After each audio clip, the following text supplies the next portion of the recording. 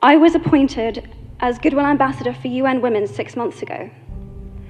And the more I've spoken about feminism, the more I have realized that fighting for women's rights has too often become synonymous with man-hating. If there is one thing I know for certain, it is that this has to stop. I've seen men made fragile and insecure by a distorted sense of what constitutes male success. Men don't have the benefits of equality either. We don't often talk about men being imprisoned by gender stereotypes, but I can see that they are, and that when they are free, things will change for women as a natural consequence. If men don't have to be aggressive in order to be accepted, women won't feel compelled to be submissive. If men don't have to control, women won't have to be controlled. Both men and women should feel free to be sensitive. Both men and women should feel free to be strong. It is time that we all perceive gender on a spectrum instead of two sets of opposing ideals.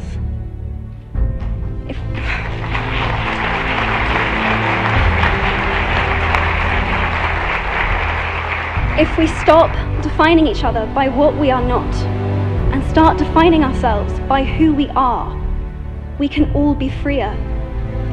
I want men to take up this mantle so that their daughters, sisters, and mothers can be free from prejudice, but also so that their sons have permission to be vulnerable and human too. Reclaim those parts of themselves they abandoned, and in doing so, be a more true and complete version of themselves. You might be thinking, who is this Harry Potter girl? And what is she doing speaking at the UN? And it's a really good question. I've been asking myself the same thing.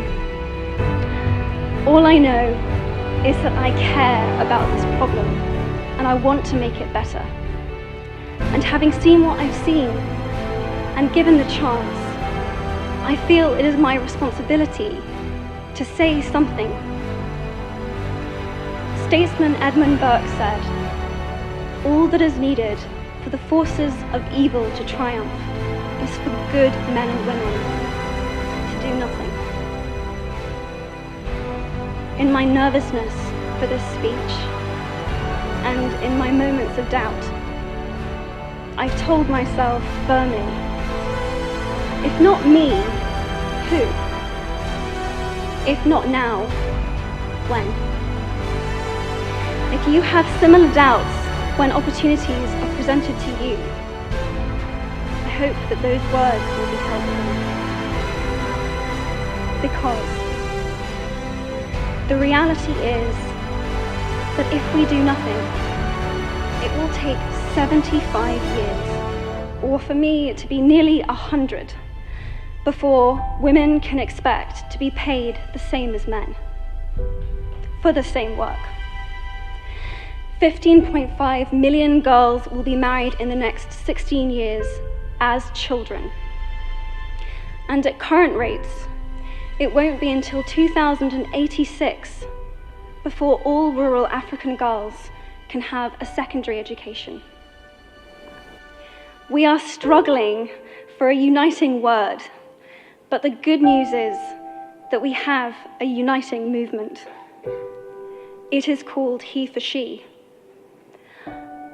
I am inviting you to step forward, to be seen, and to ask yourself, if not me, who?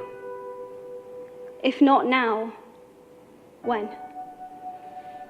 Thank you very, very much.